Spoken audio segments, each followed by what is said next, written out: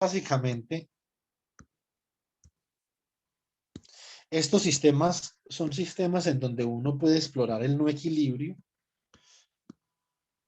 mediante lo que nosotros llamamos en física como un test bench, ¿cierto? Profesor, ¿usted está compartiendo la pantalla? Qué pena.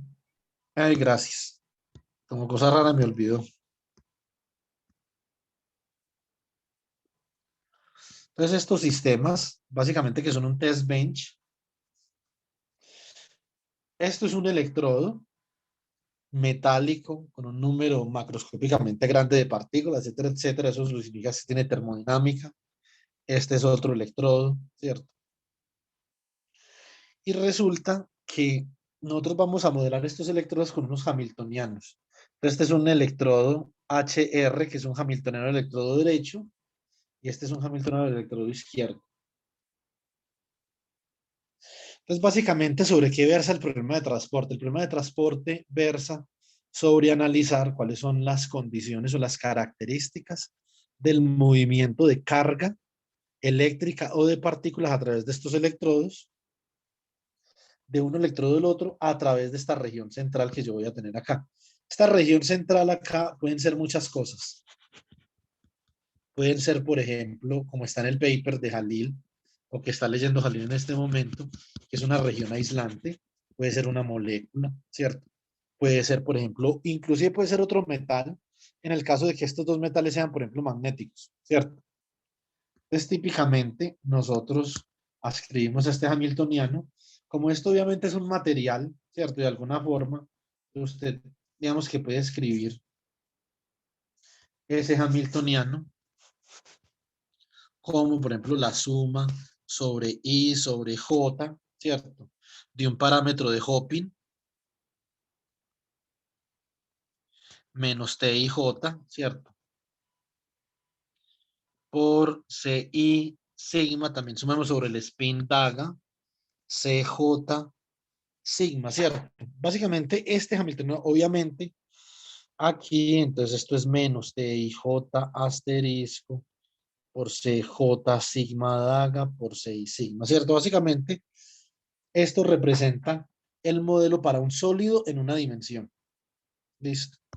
Entonces, si usted tiene, por ejemplo, unos átomos en donde en el orbital superior, usted digamos que puede ubicar un spin up, un spin down, un electrón spin up, un electrón spin down. Esto puede ser spin up acá o puede ser un electrón spin down acá. Básicamente que lo que usted quiere saber es cuál es la energía necesaria para usted poder realizar un hopping entre sitio y sitio, ¿cierto? Y eso lo representa este hamiltoniano. Ahora, obviamente, cuando usted, por ejemplo, supone que esto es un electrodo semi-infinito, que esto es un arreglo periódico, y bla, bla, bla, bla, bla. Entonces, lo que usted puede hacer es lo siguiente. Eso después con el tiempo lo vamos a ir mirando más en detalle, sino que ahora vamos a mirar este electrodo simplemente desde el punto de vista de la estructura de bandas. Cuando usted hace eso, usted puede decir que CI sigma básicamente es 1 sobre la raíz de n por C sub K sigma por E a la I K punto, digamos, una posición de red que sea, por ejemplo, RI, ¿cierto? Obviamente cuando usted saca el conjugado para obtener este de acá, entonces usted le queda C daga por E a la menos I K punto RI, ¿cierto? Cuando usted hace esa suma y reemplaza todo esto acá, obviamente le van a quedar unos deltas ahí por esta suma de acá, ¿cierto? Acá me faltó sumar. Esto se suma sobre K, pues la suma sobre K, no sobre sigma, porque sigma ya está acá. Entonces, básicamente nosotros terminamos con un hamiltoniano. Vamos a conservar el color en verde, un hamiltoniano de ese electrodo, que es la suma sobre K sigma de E sub K sigma, que sería la estructura de bandas de ese electrodo particular, por C sub K sigma daga, C sub K sigma. Igual, por ejemplo, pasaría para el electrodo derecho.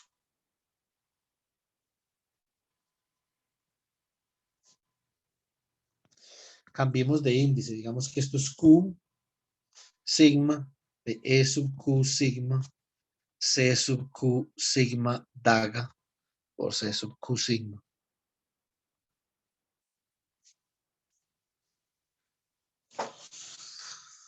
Entonces, estos son los dos hamiltonianos de los electrodos. Obviamente los electrodos en este caso los consideramos como un sistema, como les mostré, unidimensional de átomos, un sistema semi-infinito unidimensional de átomos.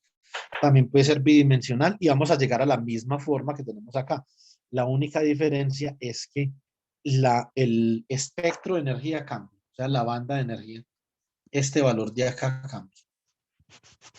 Recordemos que para un metal,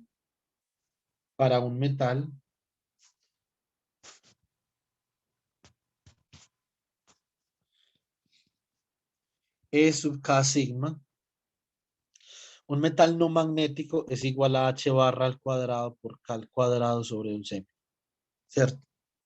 Es para un metal no magnético. Para un metal magnético esta banda sube y baja dependiendo si es spin up o spin down.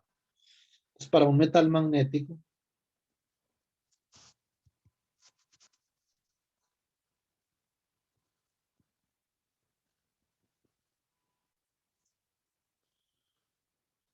E sub K sigma es igual a H barra cuadrado, K cuadrado sobre 2M. Aquí más sigma, ZZ, medios por un delta, que depende típicamente de un campo magnético, ya sea interno al material o ya sea aplicado, ¿cierto? Los campos internos en el material son los campos que desarrollan ferromagnetismo, se llaman campos de Stoner o campos de intercambio, ¿cierto? Entonces, nosotros tenemos esta situación acá, para un metal no magnético, esa banda de energía, básicamente es como algo así. Y nosotros podemos decir, obviamente, que hay un lleno de electrones hasta el nivel de Fermi, como todos sabemos, ¿cierto? Pues acá la banda está completamente llena hasta este nivel de energía. Estos son, por ejemplo, los spin up y podemos colocar aquí, por ejemplo, unos spin down. Obviamente, para el caso magnético, aquí la bandera de Colombia, vean.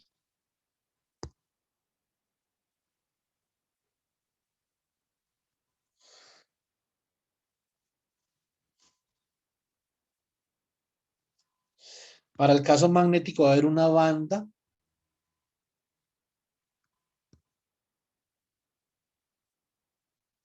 que va a comenzar desde acá y va a haber otra banda, entonces, que sí comienza desde acá.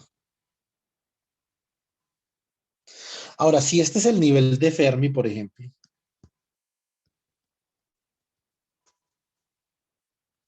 eso quedó muy a ahí. Espero que de pronto eso les da una idea equivocada sobre la situación.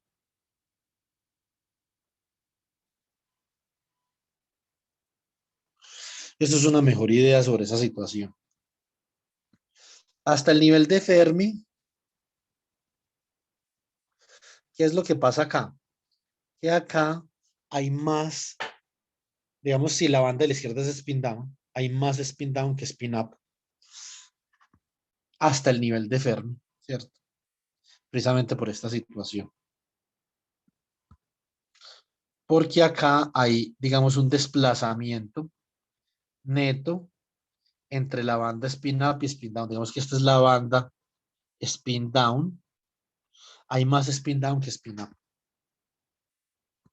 Esta es la característica fundamental desde en términos de una banda de energía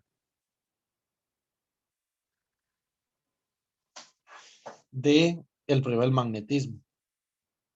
El magnetismo surge endógenamente en un material, según la teoría de Stoner. Hay muchas teorías sobre el magnetismo y hay materiales a los que realmente todavía no hay explicación sobre el magnetismo. Esta, la que les estoy mostrando, una teoría popular sobre el magnetismo, que se llama The Stoner Criterion. Ustedes pueden buscarlo esto como Stoner Theory of Ferromagnetism. Y Stoner obtiene una condición para el ferromagnetismo que es en términos de la densidad de estados. Eso significa que en el nivel de Fermi, la densidad de estados tiene que ser diferente de cero para poder que exista ferromagnetismo. Entonces, estas son las dos estructuras de bandas típicas de los metales más sencillos, metal magnético y no magnético. Esta energía de acá, este desplazamiento energético que ustedes ven acá, corresponden a una cosa que Stoner llamó campo de intercambio o exchange field, que Stoner dice que este es un campo que se genera internamente dentro del material, que es responsable del alineamiento de los espines en un material ferromagnético, ¿cierto? Y esa es la teoría, digamos, fue la teoría más popular sobre el ferromagnetismo por mucho tiempo. Después vinieron varias teorías, por ejemplo, ondas de spin es otra teoría, ¿cierto? Por ejemplo, eh, el, el, la interacción Jalosinski-Moria es otra teoría. Por ejemplo, dinámica de spin, otra teoría, ¿cierto? Entonces hay varias teorías sobre el magnetismo en metales. A nosotros simplemente nos importa saber que nosotros de alguna forma en el transporte podemos trabajar con estas bandas de energía, ¿cierto? Muy bien. Yo ahorita en el grupo les voy a colocar una presentación sobre bandas de energía que yo hago en mis cursos de física del estado sólido para que ustedes la vayan mirando. Entonces todos acá ya saben mecánica cuántica, entonces por eso no hay problema. Bueno, ahora, No, en ese problema, sí, dígame.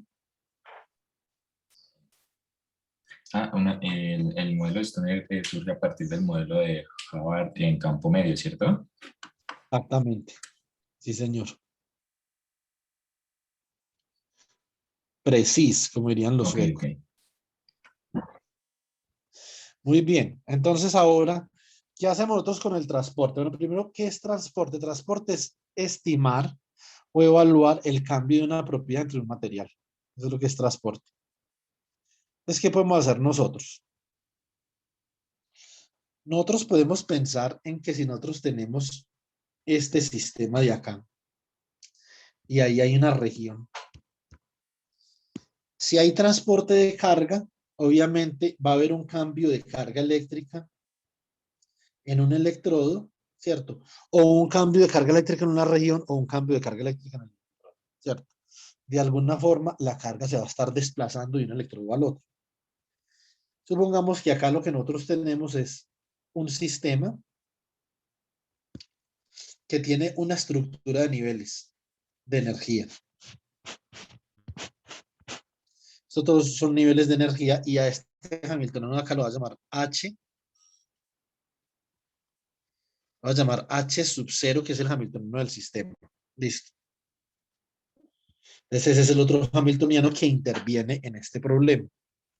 Entonces básicamente H sub 0 va a ser igual a la suma sobre M y sigma de sub M sigma de M sigma daga, ¿cierto? Vamos a agregarle algo a esto. Este Hamiltoniano, a ver, este Hamiltoniano obviamente puede admitir que haya acoplamiento entre diferentes niveles, ¿cierto? Entonces, básicamente, este primer término sería el término de la autoenergía.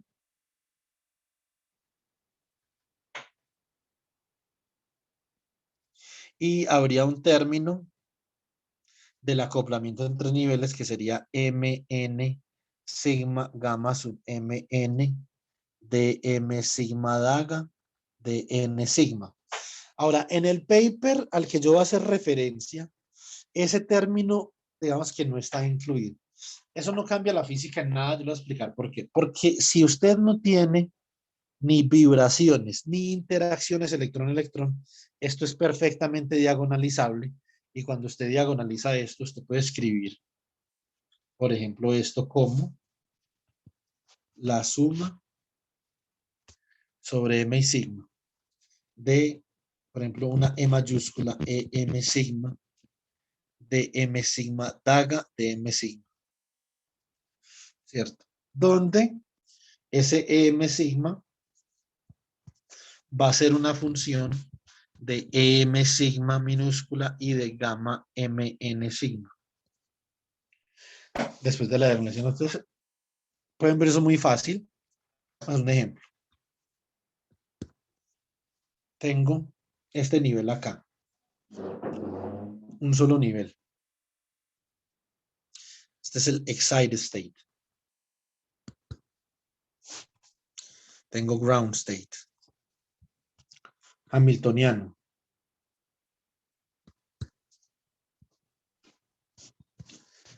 E sub E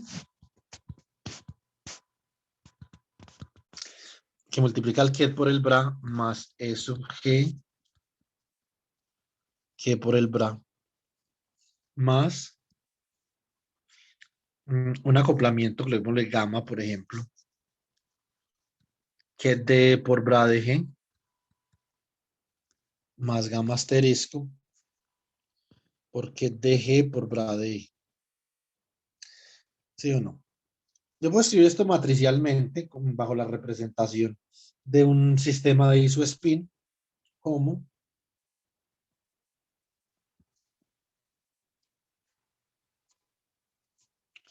E sub G gamma asterisco gamma E sub E.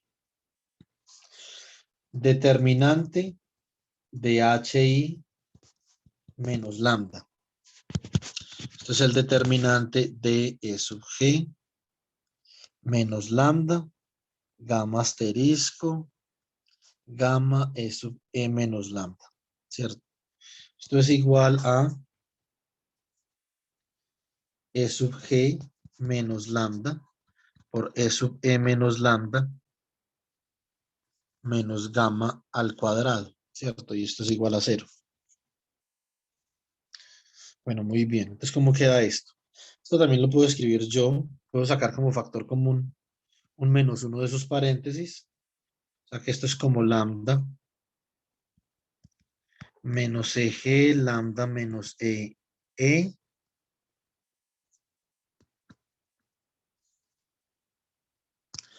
menos gamma al cuadrado igual a 0, ¿cierto? O sea que esto queda lambda al cuadrado menos EG más E por lambda más EG por E, ¿cierto? ¿Cómo queda esto? Esto queda lambda al cuadrado menos E sub G más E sub E por lambda más E sub G por E sub E menos gamma al cuadrado igual a 0, o sea que lambda más menos. Es un autovalor que tiene dimensiones de energía, ¿sí o no?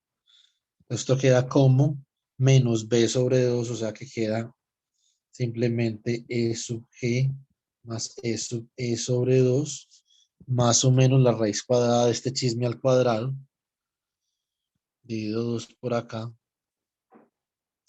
sea que queda E sub G más E sub E al cuadrado, ¿cierto? Menos 4AC, es menos 4 eje EE más 4 gamma cuadrado, ¿cierto? Esto de acá es eje cuadrado más EE cuadrado más 2 eje EE. O sea que eso simplemente restándole este menos 4 eje E queda menos 2, ¿sí o no? O sea que esto queda eje más E sobre 2 más o menos un medio que multiplica a la raíz de eje menos EE al cuadrado más 4 gamma cuadrada, ¿cierto? Entonces, obviamente eso depende aquí de la diferencia de las energías, ¿sí o no? Y de este acoplamiento que nosotros tenemos acá. Bueno. Lo que yo quiero decir con esto es lo siguiente. Este de acá sería como un delta. Este sistema que yo tenía acá que estaba acoplado, donde el estado G, perdón, el estado E y el estado G estaban acoplados. Esto lo puedo yo expresar como un sistema desacoplado, ¿sí o no? Donde el detuning entre estos dos niveles es delta. Este es lambda más y lambda menos, ¿cierto? Entonces, siempre y cuando no hayan interacciones, yo puedo desacoplar este hamiltoniano de acá y escribirlo así. Ahora, para poder terminar el problema de transporte, formular el problema de transporte, nos falta una cosa. Tenemos el hamiltoniano de lo que hay en la mitad. Tenemos el hamiltoniano de los electrodos. ¿Qué nos falta? El hamiltoniano de interacción entre todas las partes. Exactamente, el hamiltoniano de interacción entre las partes, ¿sí o no? Entonces,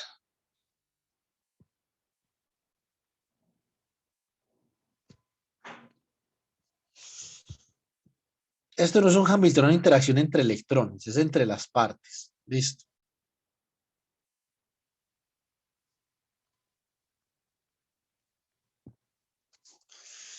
Entonces, ¿cómo escribimos el hamiltoniano de interacción? Básicamente, esto es muy, eso puede escribir de varias formas y hay una forma de llegar a este hamiltoniano de interacción que ya después les voy a explicar de un enfoque fundamental, que es lo que a nosotros nos interesa como físicos, ¿cierto?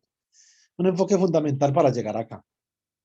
Bueno, ahora, pero por el momento,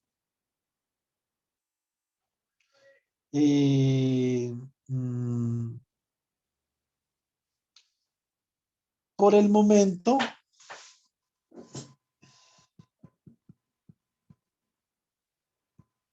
lo vamos a escribir de esta forma. El hamiltoniano de interacción entre las partes es igual a la suma, para el caso del electrodo izquierdo, ¿ese era en verde o en amarillo? No me acuerdo. Ah, en verde.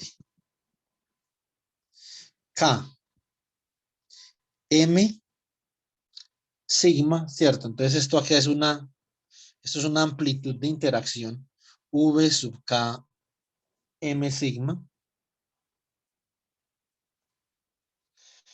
Típicamente esto puede depender del tiempo, típicamente. Esto por C sub K sigma daga por D sub M sigma, ¿cierto? Más la suma sobre K M sigma de V asterisco K sub M sigma de T por D M sigma daga C sub K sigma, ¿cierto? Es el hamiltoniano de interacción con el electrodo izquierdo. Vamos a escribir el hamiltoniano de interacción con el electrodo derecho.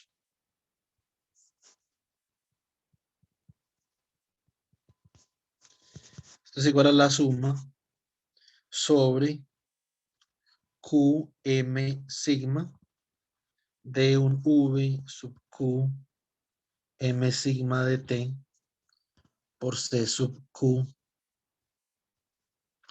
sigma daga C sub M sigma más V sub Q M sigma asterisco dt dm sigma daga C sub Q sigma. Listo. Entonces, básicamente, ¿esto qué representa? Esto representa la energía necesaria para yo extraer o depositar un electrón en el reservorio. ¿Sí o no? Obviamente en un lado lo estoy extrayendo del reservorio hacia la región central y en el otro lado lo estoy usando del reservorio derecho hacia la región central y siempre los procesos son recíprocos, ¿cierto? Entonces esto es hermitiano, a no ser de que uno, por ejemplo, ahí en toda la región central coloque, por ejemplo, un instrumento y haya aumento de entropía, decaimiento irreversible de un estado o algo así. Entonces, pero ese no es el caso de este sistema. Ahora, para nosotros estudiar transporte, entonces vamos a ver cómo hacemos para estudiar transporte. Qué pena, profe, qué pena. La energía necesaria para extraer o depositar, ¿qué? Es que se me cortó ahí. Un electrón, este V es la energía necesaria para usted extraer o depositar un electrón de la banda con, con vector de onda K a el nivel de energía M. o la banda con vector de onda Q al nivel de energía M y también recíprocamente del nivel de energía M a la banda con vector de onda Q. ¿Se pilla? Listo. Ahí el parámetro te hace referencia, ¿Cómo? el parámetro T es ¿qué? Tiempo. Ok. Tiempo de juego. Tiempo de juego, pero ya viene el partido con Brasil.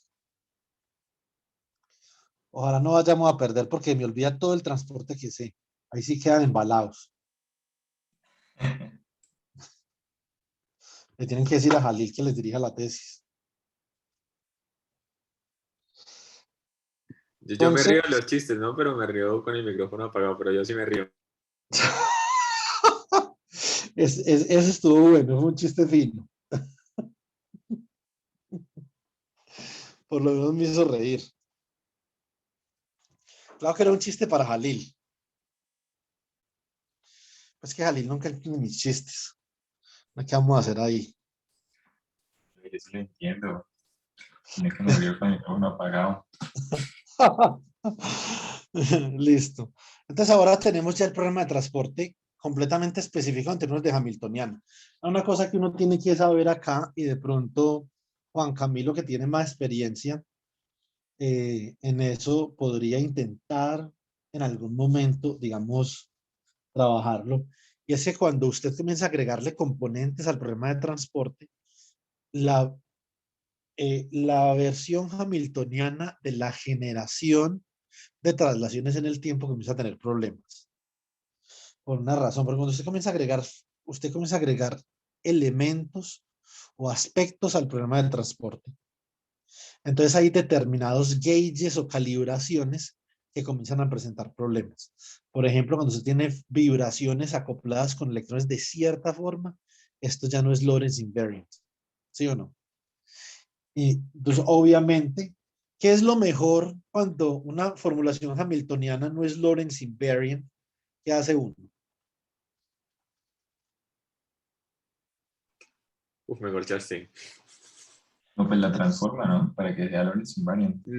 No, hay que modificarla porque generalmente eso no se quita transformándola. Habría que agregarle contratérminos. Sí, Ay, exactamente. Una forma de hacer eso es en vez de utilizar un Hamiltoniano, utilizar un Lagrangiano. Esa es una forma, pero eso no funciona siempre, ¿cierto? Usted puede expresar, por ejemplo, el Lagrangiano, la misma interacción que hay, por ejemplo, entre un fermión y un bosón en alta energía, lo podemos utilizar acá también, ¿cierto? En el caso que nosotros vamos a trabajar este año, digamos, y que es pertinente para nuestro proyecto, para todos, ¿cierto? Entonces es el caso donde tenemos una vibración, una sola vibración acoplada con un solo nivel electrónico.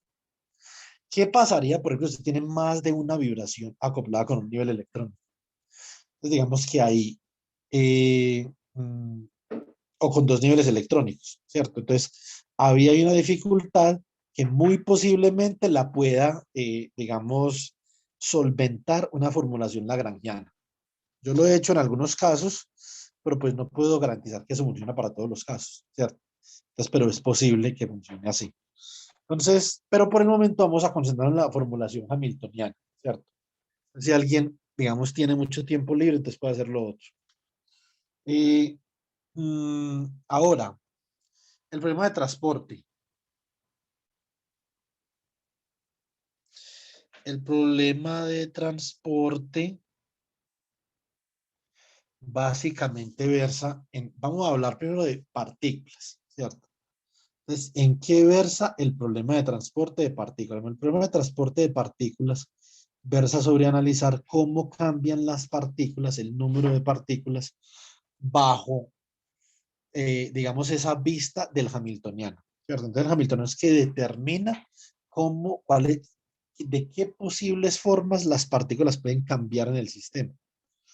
Entonces, básicamente, nosotros vamos a hacer lo siguiente, ¿sí o no? Entonces, tenemos que el número de partículas en teoría de campos, típicamente lo expresamos como la suma, perdón, como si daga de R, momentico. Si daga de R, SZ por si de R, SZ.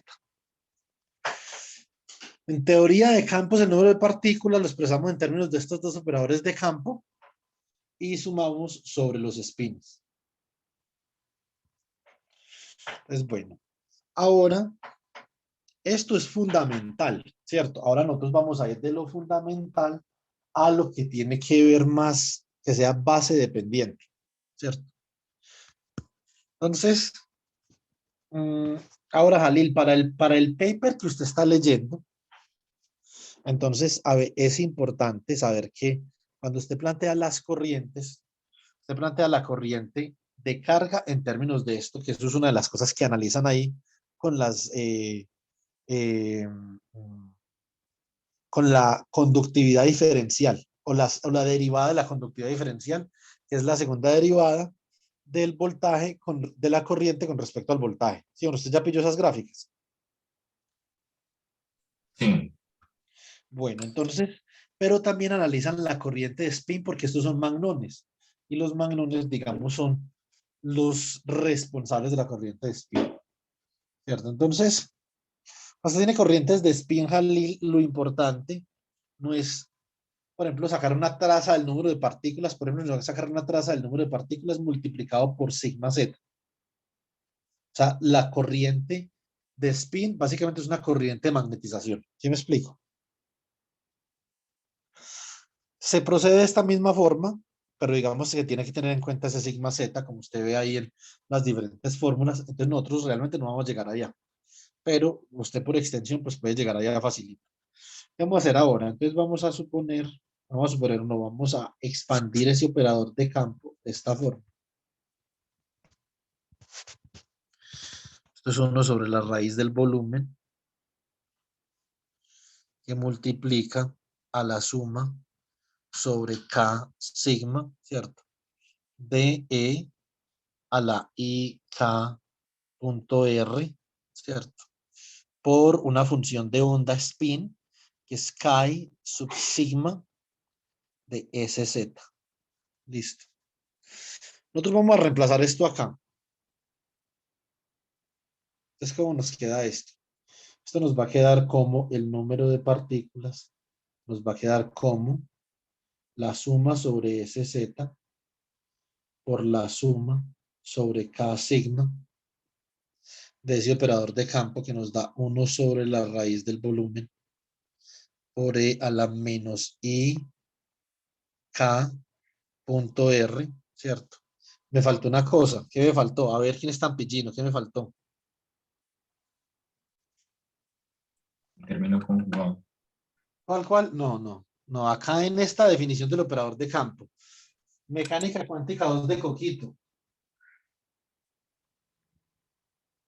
¿Te faltó el operador? El operador. C sub K sigma. ¿Sí o no? Entonces, esto es por Chi sub sigma de SZ conjugado por C sub K sigma daga, ¿cierto? Esto multiplicado por la suma sobre K' y sigma prima de 1 sobre la raíz de V por E a la I K' punto R por Chi sub sigma prima de SZ por C sub K' sigma prima. ¿Sí o no? O sea que esto como queda, esto queda como la suma sobre K y K prima, sigma y sigma prima, de 1 sobre el volumen, ¿cierto? Por E a la menos K menos K prima punto R, ¿sí o no? Por la suma sobre SZ de K sub sigma asterisco de SZ por K sub sigma prima de SZ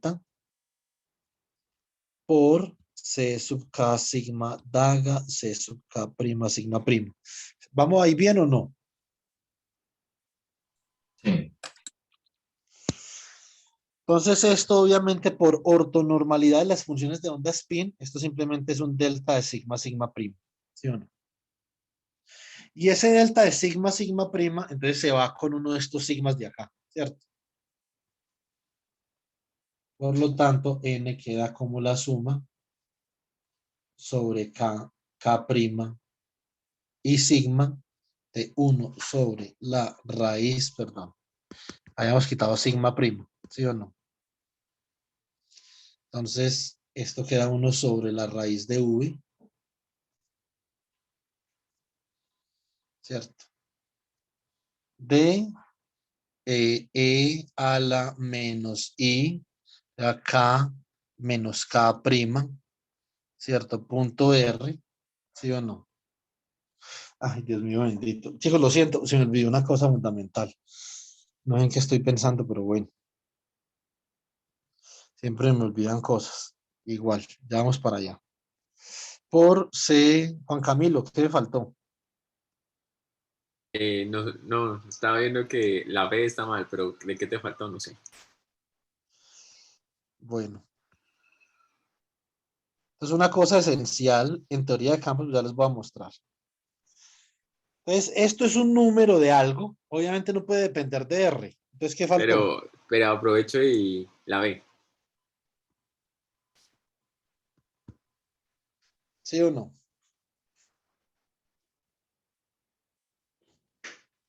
Aprovecho y que Camilo, ¿qué me vas a decir? No, no, no, nada, si no la B, ya no sé qué te falta. ¿Qué falta ahí? Jalil, yo a usted lo puse a hacer este cálculo con la interacción del electrón hace un tiempo, ¿se acuerda? Sí.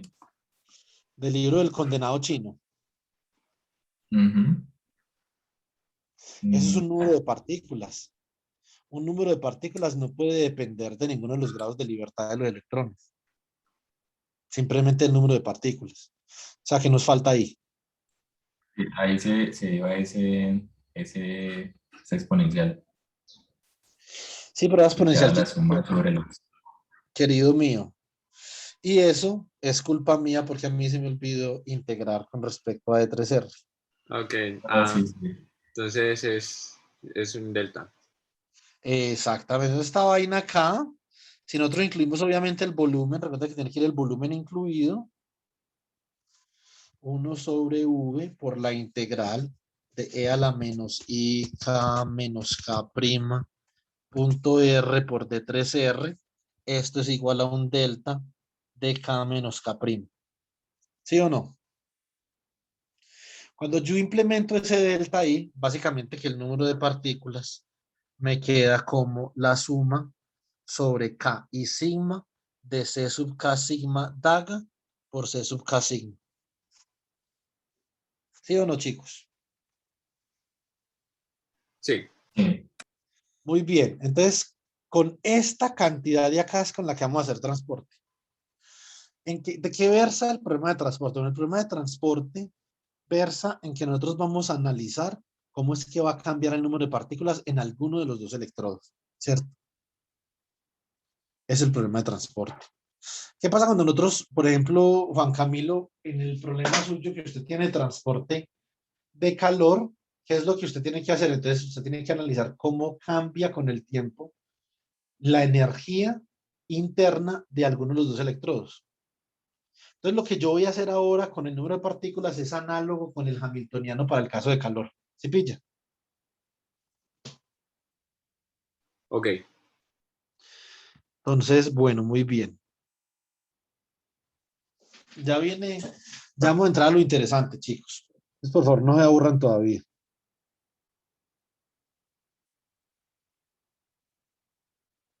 Un segundo. Bueno, entonces, básicamente ese es el archivo que yo le había mandado a Juan Camilo, que él también le había mandado a Jalil, ¿sí o no? Entonces ahí tenemos los hamiltonianos. Es que en el archivo que les mandé a ustedes. Estamos viendo tu tablero. Ah, sí, sí. No, simplemente le estoy contando que voy a trabajar el mismo archivo. Listo. Ah, ok. Bueno, entonces, cuando nosotros ya digamos que queremos hacer transporte, lo que nosotros vamos a calcular es la derivada de ese número de partículas, ¿cierto? Entonces, básicamente, usted puede decir, vea, la corriente, o es decir, el flujo,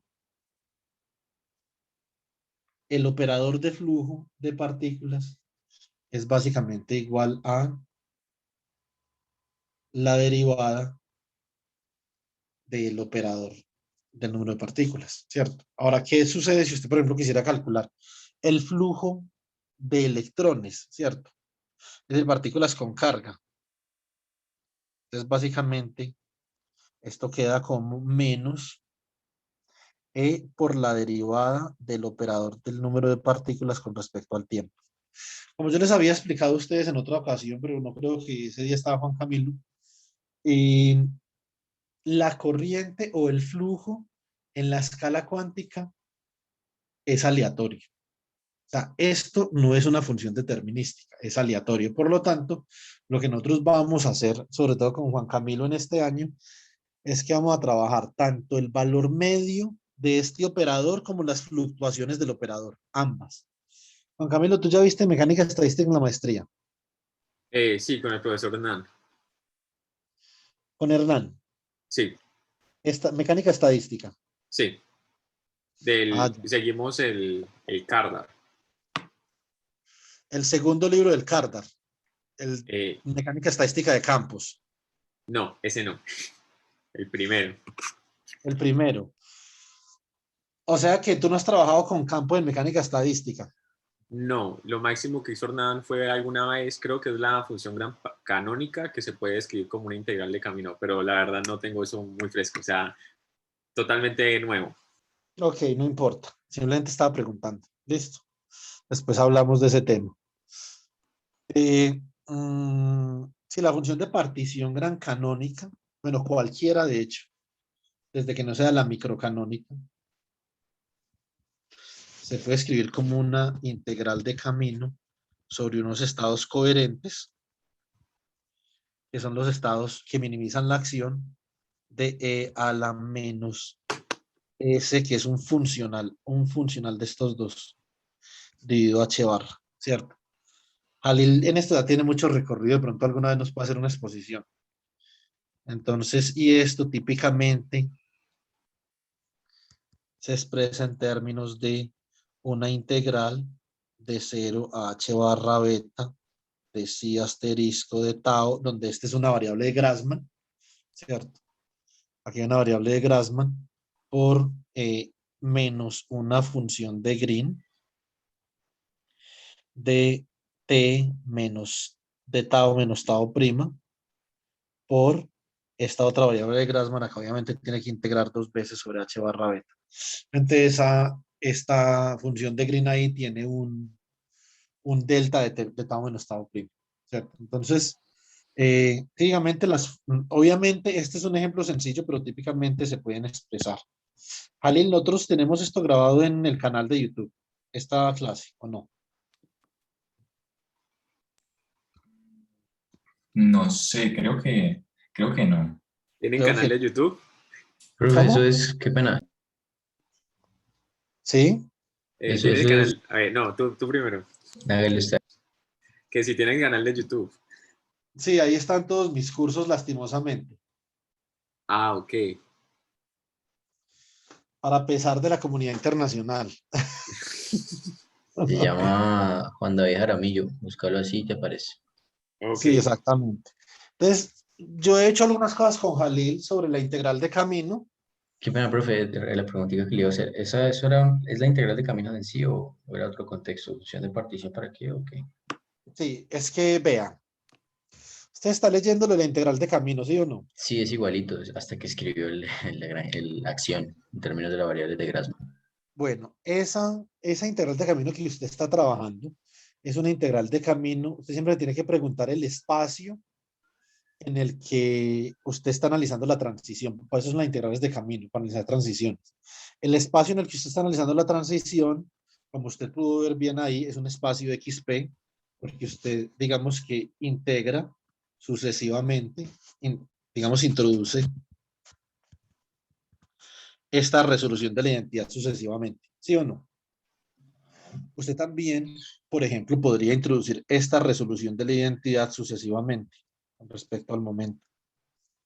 Entonces, obviamente, básicamente lo que usted tiene es lo mismo que nosotros, que yo acabo de escribir, Joan, pero sino que en otro espacio de representación. Usted tiene básicamente un propagador, ¿sí o no? Escribámoslo así para utilizar la notación de Feynman. En este caso, usted tiene un propagador entre XF y TF, coma, XY y TI, ¿sí o no? Que es igual a una integral de camino, obviamente sobre unos campos o sobre unas variables que usted tiene acá, ¿cierto? Que pueden ser cualquier cosa, eso no importa. Siempre y cuando estas variables que usted tenga acá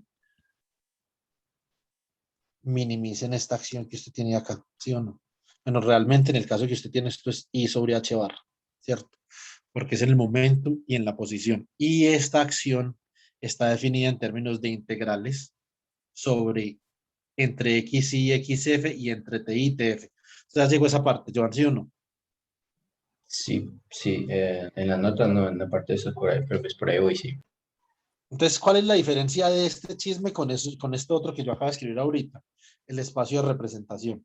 Que básicamente cuando usted calcula la función de partición canónica, como nosotros hicimos en el curso de mecánica estadística, usted le queda algo así. Usted le queda que la función de partición básicamente es una suma, ¿cierto? Sobre n del bracket entre n y n de e a la menos beta por el hamiltoniano.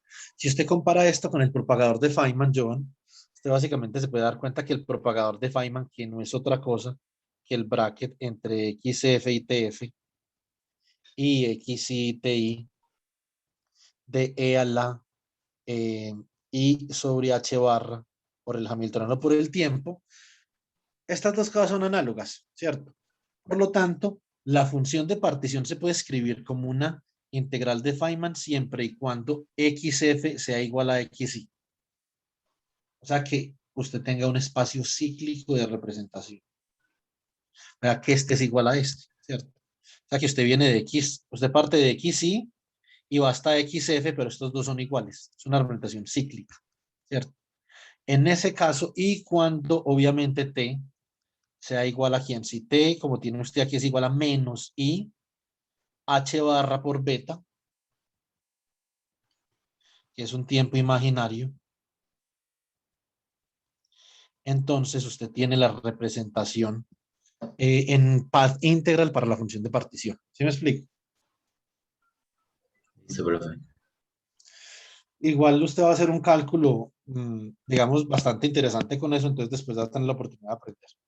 Pero pues por el momento, ya usted por lo menos va ahí con la path integral sobre X y P, ¿cierto? Ya después en los estados coherentes. Listo. Listo, profesor. Bueno, entonces, bueno, entonces ahora, en este caso, nosotros queremos hacer es sacar un valor medio. Bueno, le preguntaba a Juan Camilo que si había visto fluctuaciones, pero de hecho eso hubiera simplificado, digamos, el tema sustancialmente. Igual este semestre, yo voy a dar mecánica estadística en la maestría aquí en la Universidad de Pamplona, Juan Camilo. Entonces yo le voy a ir pasando las notas de fluctuaciones. ¿Listo? Ok. Entonces, ahora, ¿qué tenemos aquí? Entonces, que el flujo de electrones, que lo vamos a calcular, este va a ser un flujo medio, no es como en circuitos que es determinístico, ¿cierto? Entonces, esto es un flujo medio, esto es una señal aleatoria, entonces, esto es el promedio de menos E por la derivada del operador número, ¿cierto? O sea que esto es menos E por la derivada del operador número con respecto al tiempo, ¿cierto? Y esto es igual a, bueno, menos E por el valor esperado de quién ahí, de obviamente un momentico que se me cruzaron los cables. Esto aquí Conmutador. sería menos I, esto cómo es que es el orden, espera un momentico, yo me acuerdo de una cosa, esto Sí, es a mí I. también siempre se me olvida qué va primero. Entonces, esto es I sobre H barra por el bracket, es que el bracket, el conmutador entre el hamiltoniano y el operador número. ¿Sí o no? Obviamente, esto es menos I por E sobre h barra por el valor esperado del conmutador entre el hamiltoniano y el operador número. Listo. Entonces, así es como nosotros podemos calcular ese flujo, ¿sí o no? El hecho, ahora, esto es donde yo quiero que ustedes mediten profundamente el hecho que ahí haya un valor esperado y que hayan operadores adentro. Eso implica que de manera natural, como vamos a ver, este problema va a quedar en términos de funciones de Green, o sea, de propagadores. ¿Sí o no? Sí. Entonces, por ese valor esperado. Eso es como, por ejemplo, nosotros podemos, digamos que invocar el libro de mecánica estadística cuántica de Kadanoff y de Baim. Listo. Entonces acá les voy a mostrar. Qué pena por el motilado, pero es que la peluquera no me David, ha dado cita. una pregunta. Nosotros ahí estamos hablando de... Mecánica estadística cuántica. Hágale, Jalil. Mientras que yo busco la página. ¿De quién? ¿De quién? ¿Qué pena de los autores? Pero de cada no. Bueno, De Kadanoff. Este es un libro bravo. Entonces yo creo que puede ser un reto interesante para usted, Joan. No creo que hayan muchos libros que le pongan resistencia a usted. Entonces yo creo que este libro es recomendable para que lo comience a leer. listo, profe. Es interesante. Entonces, ve, Jalil, ¿qué me vas a decir? así que si nosotros estamos hablando ahí del número de partículas en el electrodo, ¿no? ¿Cierto? En el electrodo, exactamente. Ahí cualquiera de los dos podría ser. Cualquiera de los dos. Funciona para los dos. Lo que vamos a hacer es mirar a ver cómo cambia el número de partículas en un electrodo y analizar la corriente de interfase entre ese electrodo y la región central. ¿Sí pilla? Ok, ok, vale. Listo. Entonces acá ustedes pueden leer, por ejemplo, en el prefacio del libro de Leo Kadanoff, ¿cierto? Lo siguiente. Entonces, esta es una lectura interesante. Les voy a leer el primer párrafo, los primeros dos. Estas lecturas están dedicadas a la discusión del uso de las funciones de Green termodinámicas en la descripción de las propiedades de sistemas de muchas partículas. Estas funciones proveen un método para discutir los problemas a temperatura finita con o desde una perspectiva no más complicada que las funciones de Green para el estado fundamental, que son las funciones de Green a temperatura cero. Este método es igualmente aplicable al problema de bosones y fermiones en equilibrio y por fuera del equilibrio. Nosotros no vamos a utilizar en teoría de campos la técnica de Kadanoff-Bain, sino vamos a utilizar la técnica de Kelvin.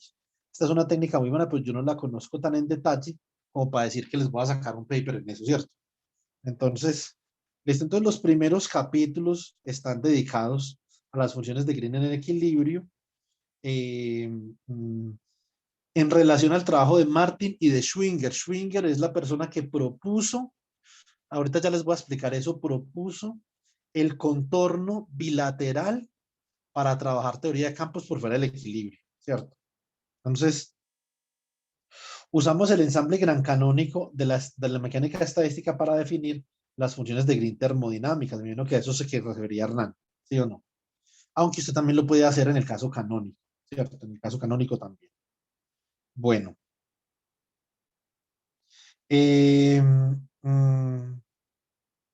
Regálame un segundo, yo miro una cosa. Listo. Acá viene. Estas funciones tienen una directa interpretación física como propagadores de partículas. Yo me imagino que eso tiene mucho sentido para Juan Camilo, ¿sí o no? Está enseñado a trabajar con propagadores. Sí. La función de Green de una sola partícula describe el movimiento de una partícula adicionada a un sistema de muchas partículas. La función de Green de dos partículas describe el movimiento correlacionado de dos partículas que se adicionan ya a un sistema de muchas partículas, ¿cierto? Porque ellas son propagadores, contienen información detallada, contienen mucho detalle de información dinámica. Y como ellos son valores esperados, entonces contienen información sobre los ensambles gran canónicos de los cuales podemos obtener información de mecánica estadística. Esto es importante en este prefacio, ¿cierto? Por lo siguiente, las funciones de Green son propagador y valor esperado, son las dos, ¿cierto? Entonces, eso es algo que realmente no tiene una connotación muy clara en el caso clásico, ¿sí o no? Pero acá sí. Entonces, y de acá nosotros podemos ver que el problema de corriente lo vamos a trabajar directamente y sin ningún inconveniente de ahí. Entonces, JE básicamente queda como menos I por E sobre H barra por el valor esperado del conmutador entre el hamiltoniano y el operador número.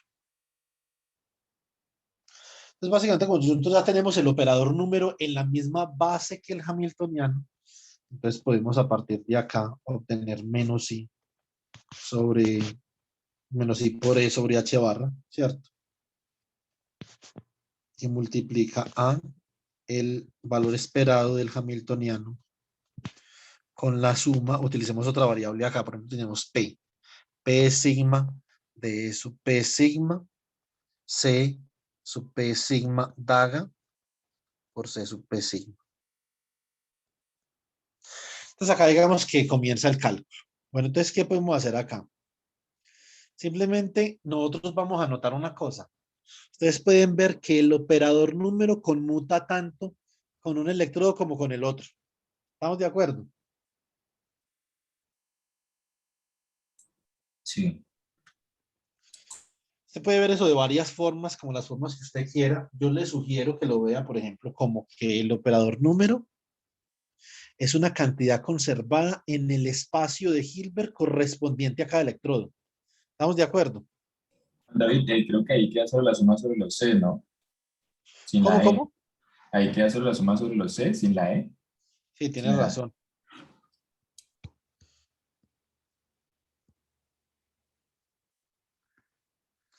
Me tiene despistado el partido de Colombia y Brasil.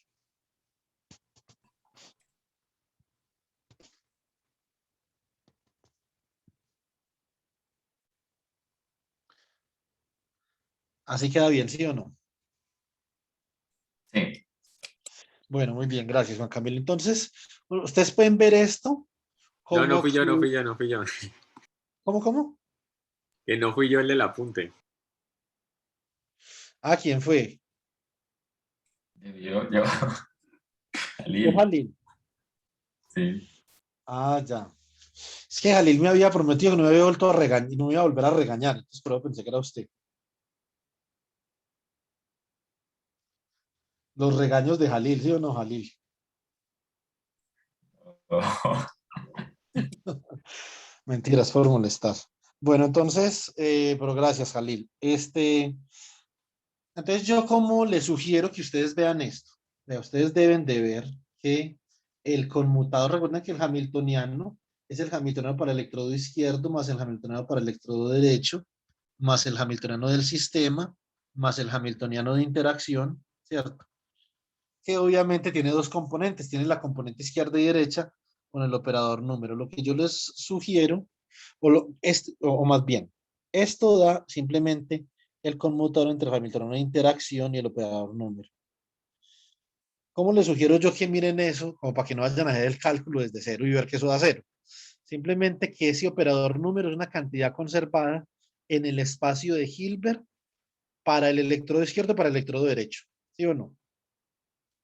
Y recuerden que toda cantidad conservada conmuta con el hamiltoniano.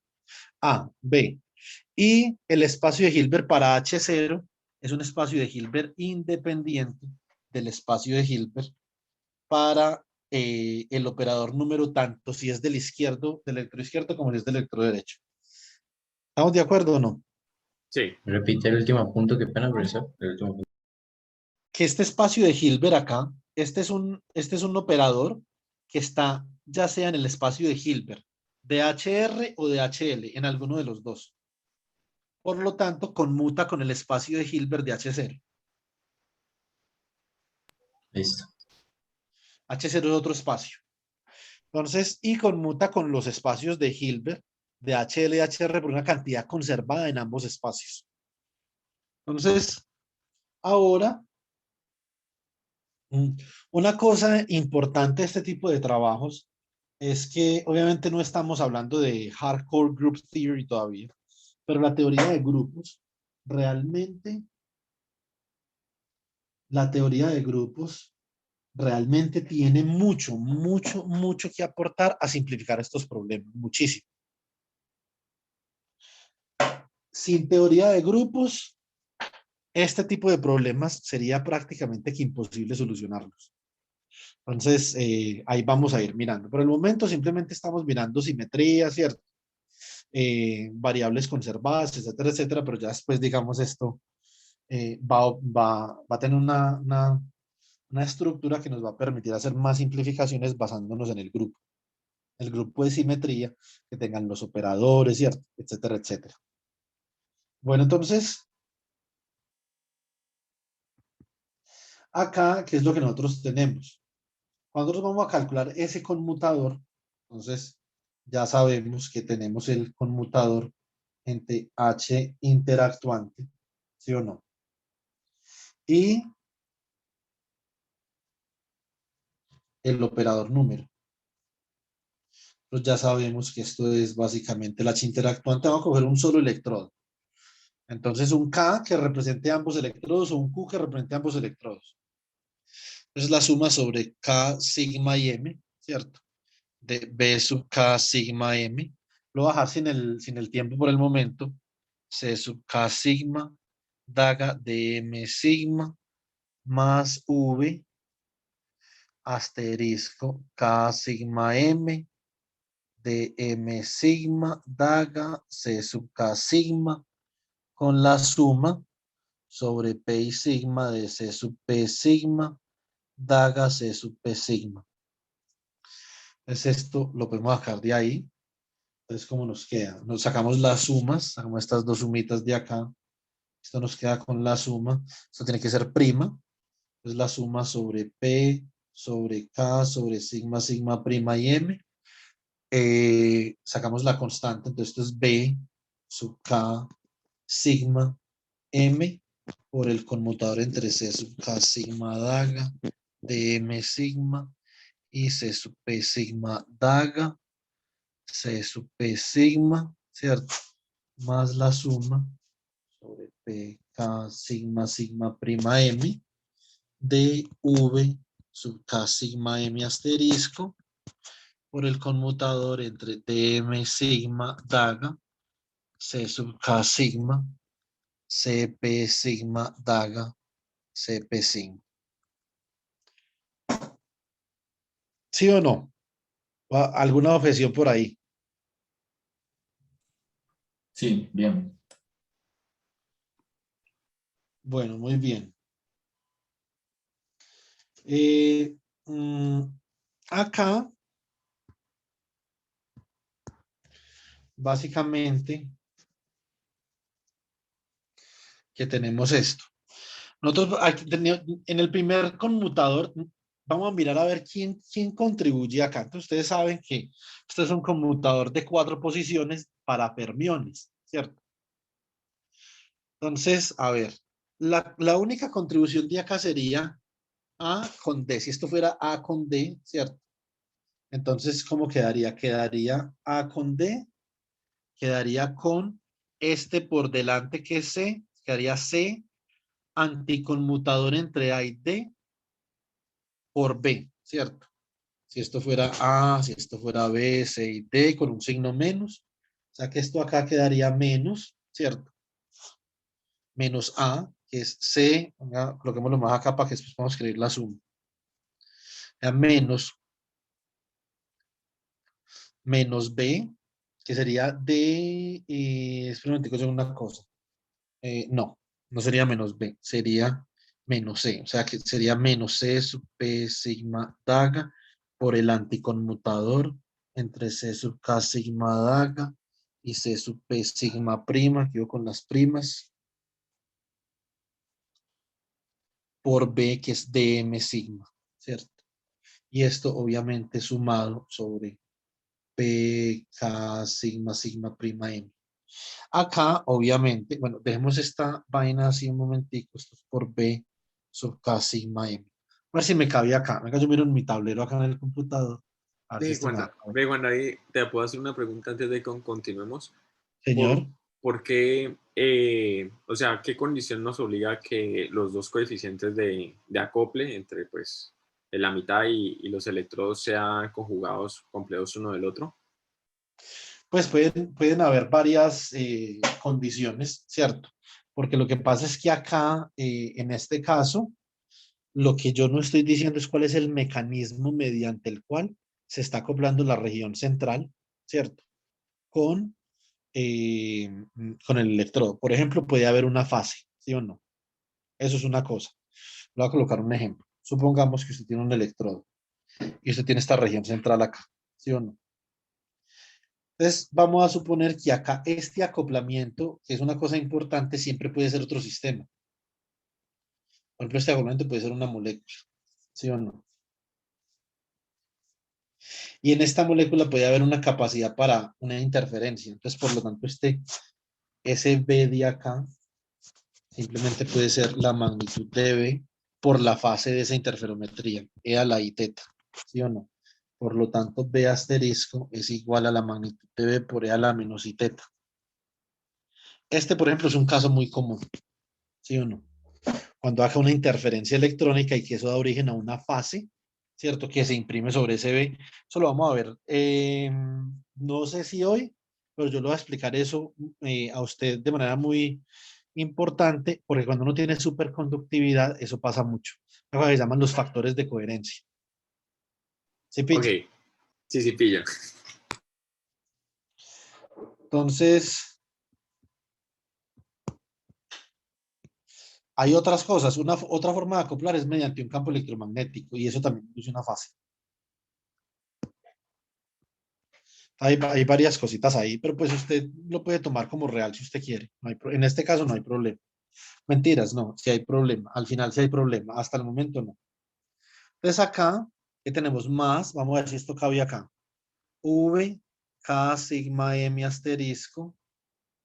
A ver qué tenemos aquí. Entonces, pero yo reviso. Tenemos que aquí, ¿quién contribuye? Contribuye B con C, ¿cierto? Por lo tanto, como contribuye B con C, esto sería dm sigma daga por el anticonmutador entre CK sigma y CP sigma prima daga por CP sigma prima. Listo. Entonces, básicamente lo Venga, que Juan, nos... cuando hay una pregunta, Señor. ¿ahí cómo está haciendo estas relaciones tan rápido? O sea, pues yo hubiera puesto también, digamos, el distribuir y luego hacer cada una y luego reacomodar como anticonmutadores, pero que no sé si hay una regla para hacerlos así. No, no hay una regla. Es que yo me acuerdo. Ah, ok. Bueno, un postdoctorado, con unos postdoctorados me imagino que lo puede hacer con la mente. Pues, es que esto, Jalil, haga el paper que le enviaron para que estudie. Y si usted no hace esto, si quiere unas 500 veces en ese paper, no me llamo Juan David, pues. Ok. Eso se hace Yo sí me pongo. muchísimo. Esta última es muy fácil, Jalil. Vea, esta última, así como en el conmutador para bosones, es simplemente, esto son álgebras cíclicas, es otra forma de usted memorizarse, ¿cierto? Es un grupo cíclico, ¿sí o no?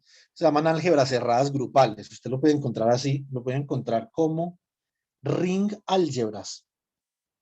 Busque ring álgebras y eso le da un poco de propiedades de este chisme.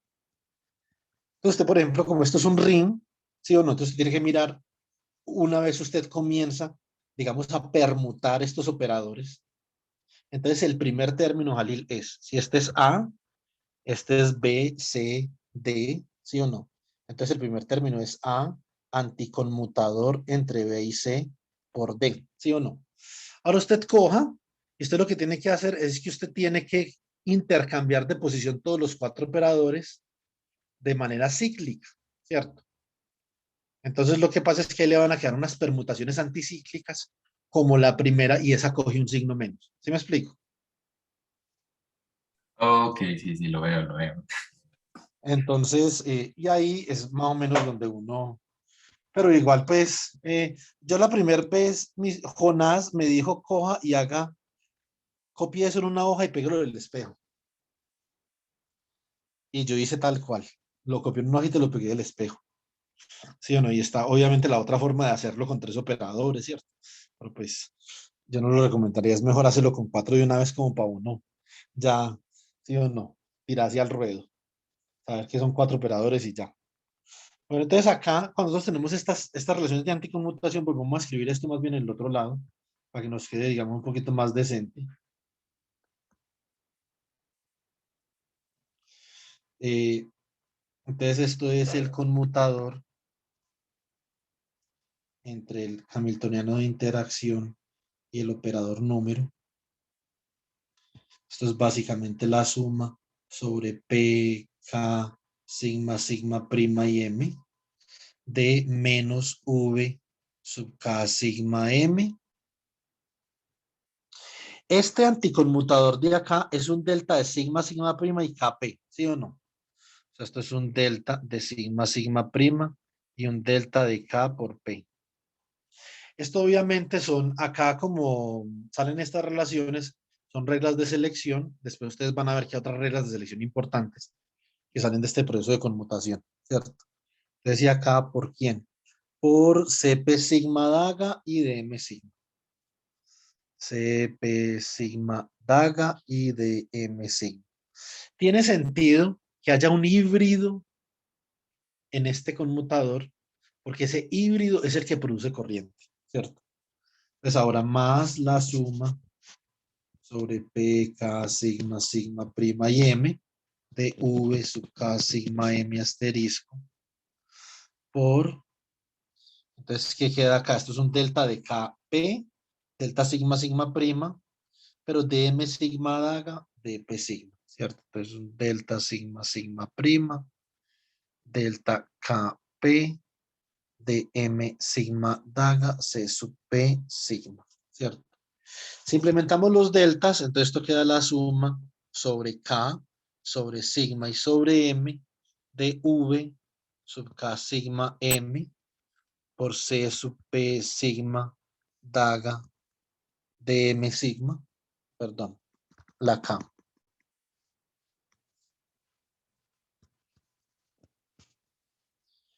¿Cierto? Entonces, por, ¿qué tenemos aquí?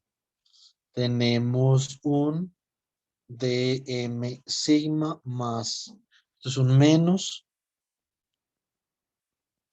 más b asterisco sub k sigma m de m sigma daga c sub k sigma, ¿cierto?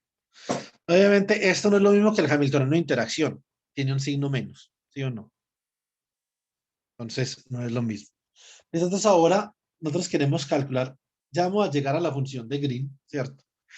Entonces, y lo que nosotros queremos hacer es introducir, vamos a introducir esto en la definición de la corriente, que es menos I, ¿cierto? Por E sobre H barra, por el valor esperado del conmutador entre el hamiltoniano y el operador del número de partículas, ¿sí o no? Eh, mm, entonces esto queda como menos I por E sobre H barra por la suma, ¿cierto? Sobre K sigma M de menos V sub K sigma M por C sub K sigma daga de sub M sigma más V sub K sigma M asterisco por DM sigma daga por C sub K sigma. Esto valor esperado, ¿sí o no? Bueno, entonces, a ver, ¿qué tenemos aquí? Nosotros podemos sacar un signo como factor común. O sea que esto es I, E sobre H barra, que multiplica a la suma sobre K sigma y M por V sub K sigma M, valor esperado de C sub K sigma daga de T, de M sigma de T menos V sub K sigma M asterisco por el valor esperado de dm sigma daga dt C sub K sigma dt. ¿Cierto? Entonces, básicamente eso es lo que nosotros tenemos ahí.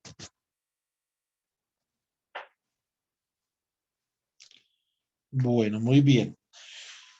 Listo, entonces ya tenemos, pero yo pienso déjame que mire una cosa a ver qué hago acá, para saber cómo hago esto.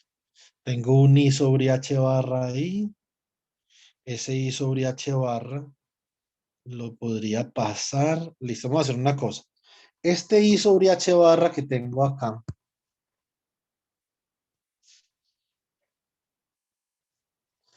lo puedo introducir aquí y aquí. Bueno, aquí no.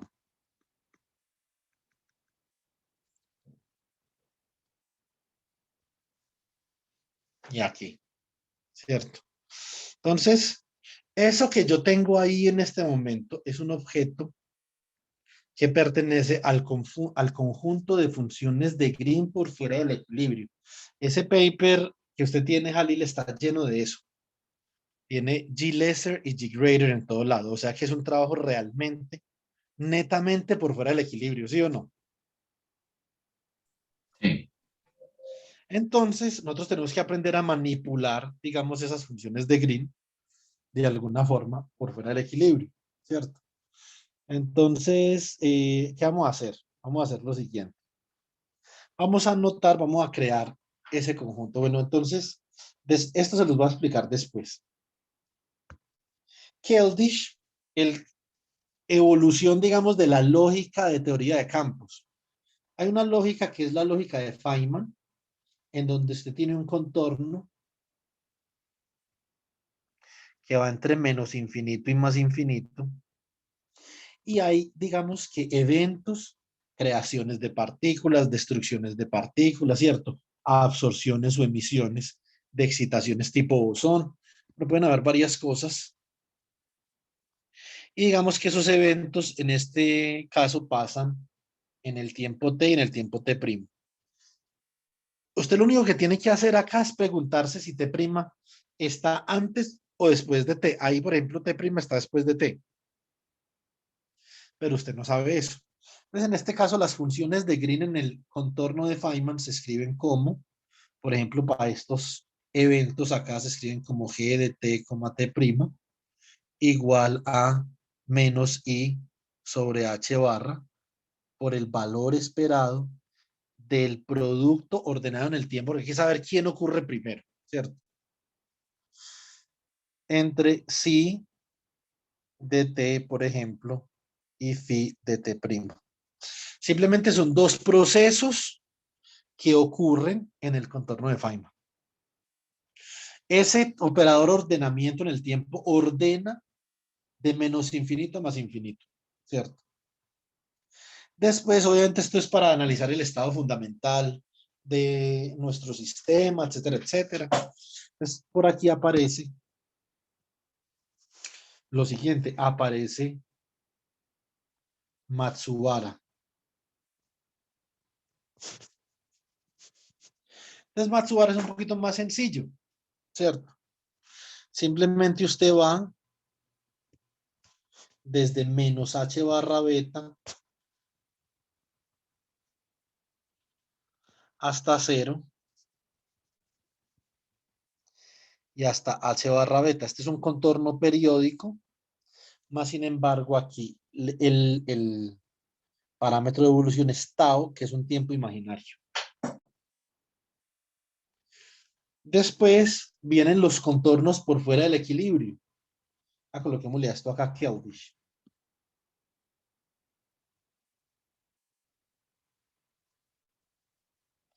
Leonid Keldysh. Ustedes, si uno va a ser más estricto, este es el contorno de Keldysh-Schwinger, ¿cierto? Porque de hecho, el que comenzó con todo esto, que es un paper de Schwinger, es una cosa de locos. Si a ustedes les gustan los papers salvajes, deberían leer el paper de Schwinger. Aquí yo lo tengo esta mañana lo estaba revisando, a ver si se lo mandaba ¿cómo es que se llama? A Juan Camilo. Ese es un paper, eso es un super paper, pero es supremamente difícil de calcularlo. En ese paper es donde comienzan con esta noción, ¿cierto? Comienzan con la noción de que puede haber un contorno en una dirección del tiempo y en otra dirección del tiempo. Véalo acá. El paper de Schwinger, yo no sé dónde estará el título. Se llama Brownian Motion of a Quantum Oscillator. Ustedes pueden ver ahí.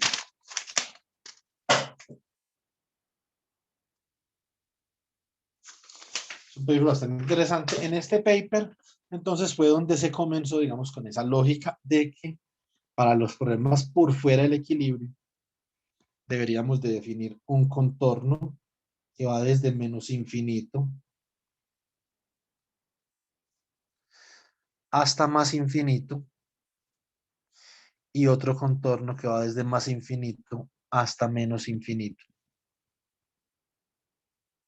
Esta situación suscitó una cosa muy particular y es que ahora la función de Green, además de su dimensionalidad debido, por ejemplo, su dimensionalidad debido al espacio de spin, su dimensionalidad debido al número de átomos en una red, etcétera, etcétera, tiene una dimensionalidad debido al contorno.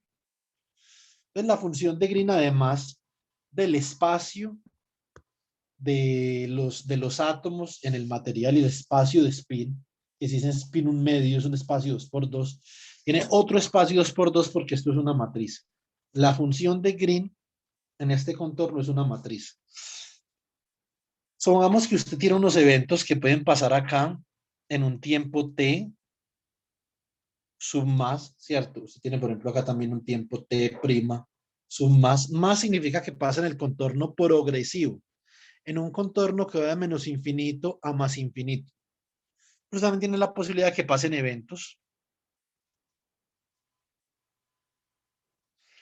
Por ejemplo, en t menos y en t menos prima. Entonces, básicamente, que eso es en el contorno regresivo, ¿cierto? Entonces, lo que hace esta función de Green de forma matricial es que esta primera función de acá es una función de Green ordenada en el contorno progresivo, de forma tal que ordena los tiempos t más y t más prima. Y esta función de Green acá es una función antiordenada, porque está ordenada en el contorno regresivo, o sea que está ordenada de más infinito a menos infinito, por esa barra, o sea que esto ordena los tiempos t menos, t menos prima. Esto no es un menos, sino que esto es una prima. Ahora, y hay otras dos funciones que son las funciones de correlación entre ambos contornos.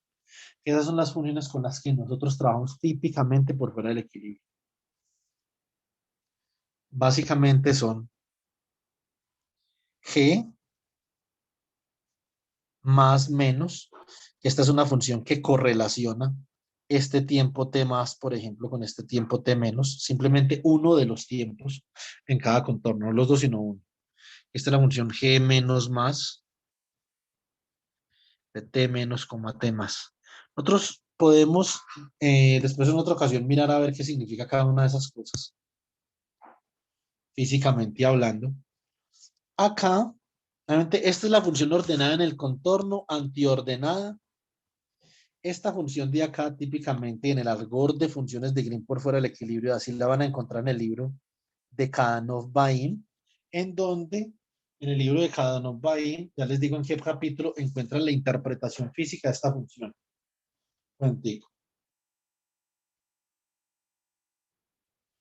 La encuentran en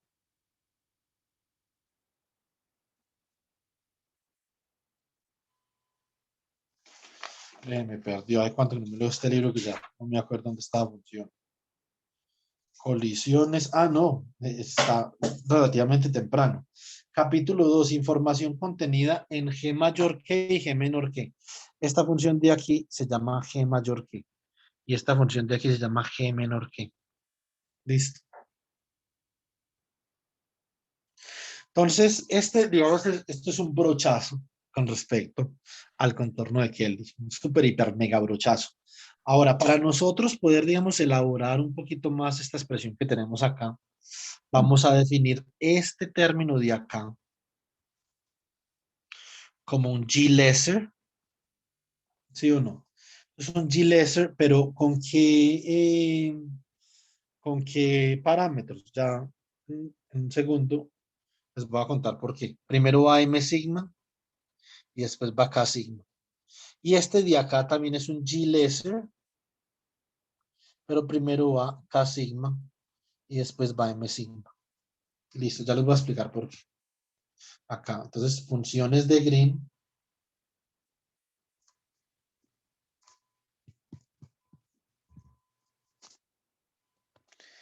G lesser and G greater. Chicos, ¿me permiten un segundo? Yo voy por un vasito de agua, por favor. Ok. Perfecto.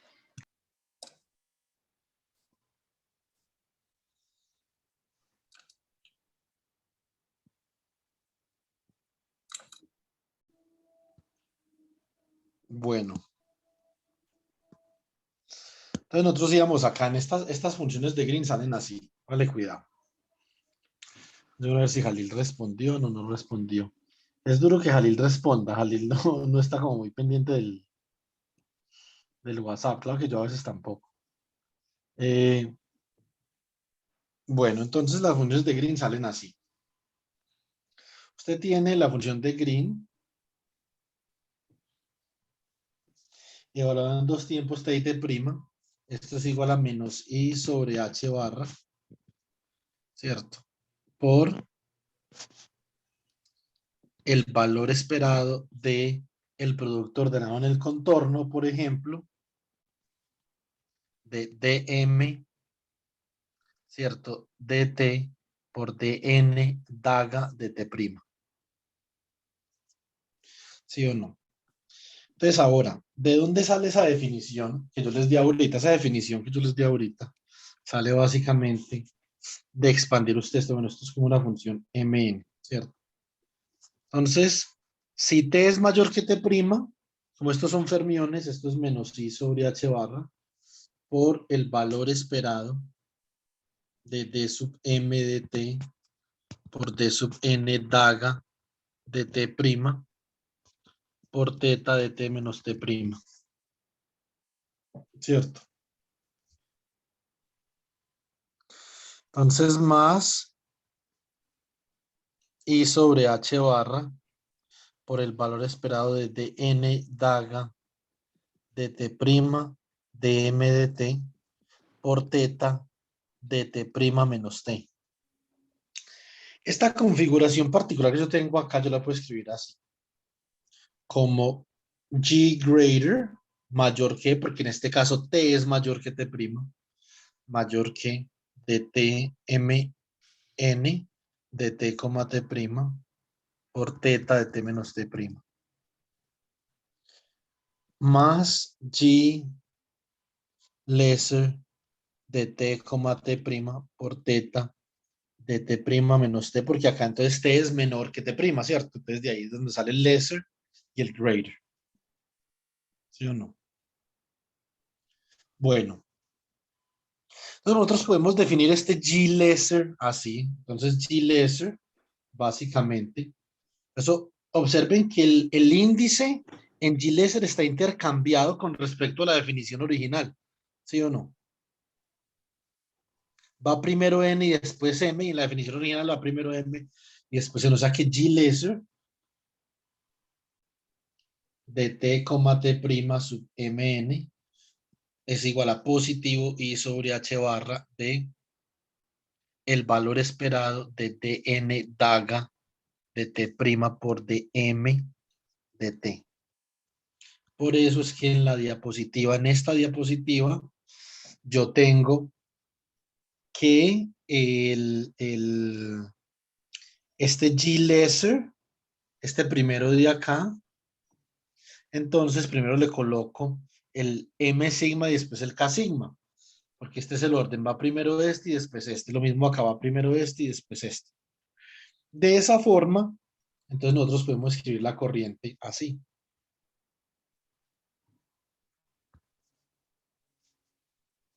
Corriente, entonces básicamente sería igual a quién? A la carga del electrón. ¿Sí o no?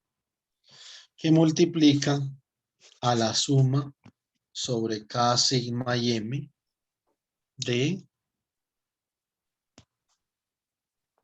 V sub K sigma M de T por G lesser. La primera iba M sigma y K sigma, entonces M sigma, K sigma de T, T, porque ambos están evaluados en T, menos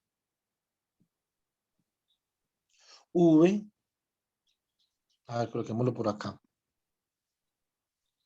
menos V K sigma M asterisco de T por G lesser de K sigma M sigma de T, T. Entonces tenemos esta corriente en términos de esas funciones de grip, ¿cierto? Entonces, ahora, nosotros podemos analizar lo siguiente.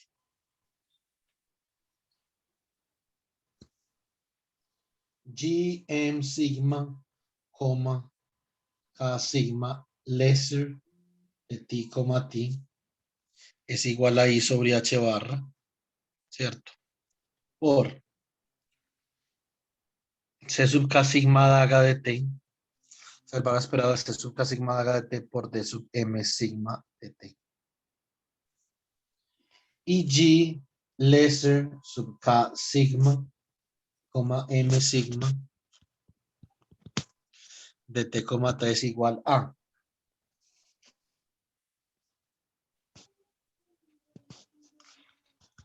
I sobre H barra por el valor esperado de dm sigma daga de T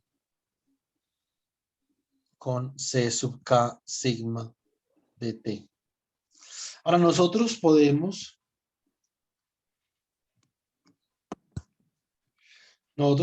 acá tener lo siguiente. Si usted le saca el daga a estas expresiones, usted puede decir que G lesser de M sigma, K sigma de T, T. Pues otra cosa como el conjugado quedaría con un menos por el I. Acá sería menos G lesser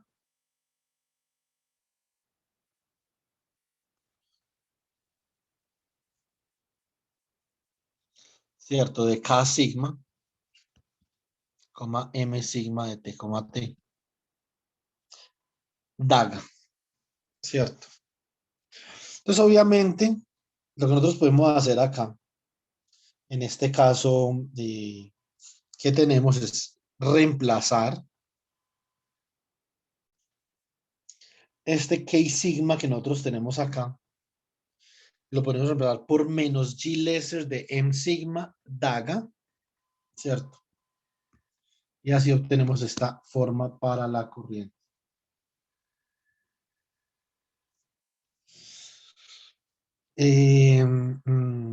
Listo. Entonces queda la corriente de electrones sería E, entonces la suma sobre K sigma M, que multiplica a B sub K sigma M de T por G lesser, ¿cierto? De M sigma, K sigma de T, T, más por el menos, menos por menos da más B K sigma M of T asterisco por G lesser M sigma K sigma of T, T dagger, ¿cierto? Y obviamente esto yo lo puedo expresar, yo puedo introducir esto dentro de ese dagger, de esta forma, esto es E por la suma sobre K sigma M de V K sigma M of T, G M sigma K sigma, T, T plus V K sigma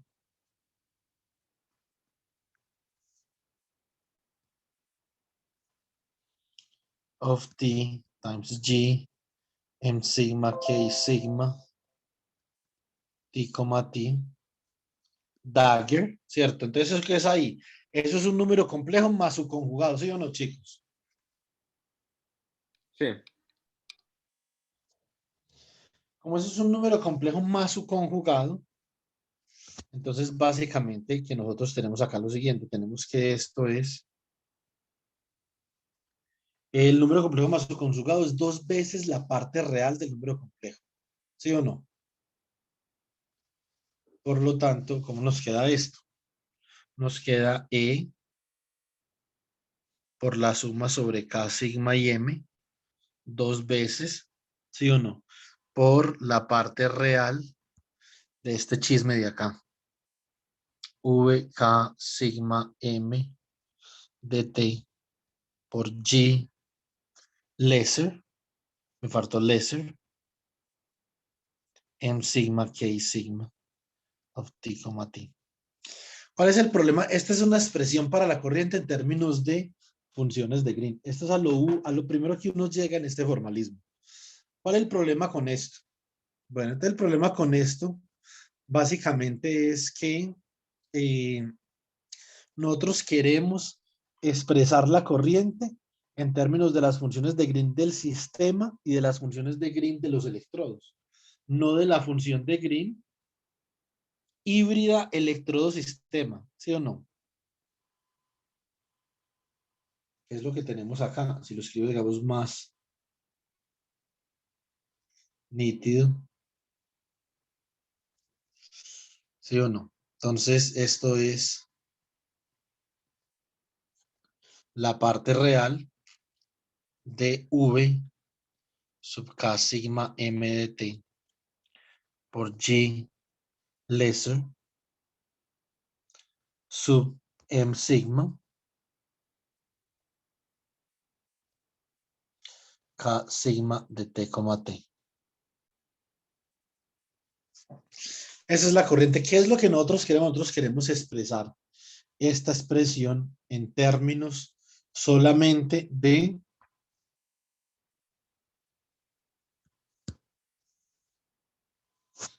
funciones de Green, por ejemplo, del electrodo. En este caso serían unas funciones de Green no interactuantes, o sea, no, sin considerar la interacción entre sistema y electrodo. Entonces serían G minúscula, o sea, una GK sigma de T, T. Y las queremos expresar en términos de una función de Green GMN sigma de T, T, que sería una función de Green para el sistema. Entonces, ¿cuál es el procedimiento que tendríamos que seguir en la próxima sesión? Básicamente, el siguiente. Lo que tenemos que hacer es esto. Tenemos que expresar, primero que todo, tenemos que hallar una ecuación cerrada para GM sigma K sigma. Entonces, paso 1.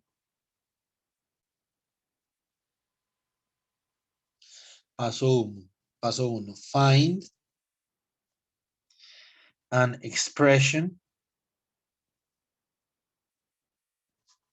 for GM sigma K sigma of T, T. Ese es el primer paso. ¿Cuál es esa expresión? Ya yo la busco por acá, yo la tengo en mis notas. Esa expresión que nosotros tenemos nos va a dar algo como G M sigma K sigma de T, T va a ser la suma sobre N de la integral sobre d tau de V sub K sigma N de tau asterisco por GMN sigma, ¿cierto? De T, tau multiplicado por G sub K sigma de tau, T prime. O sea que eso es una convolución entre esas G's de ahí. ¿Sí o no? Segundo, vamos a utilizar las reglas de Langres. En la próxima sesión les voy a enseñar cómo obtener las reglas de Langres. ¿Esa G qué era? ¿La minúscula? Esta es la del electrodo. Ah, ok. Solo electrodo y esta solo sistema. Ok. Entonces, paso 2.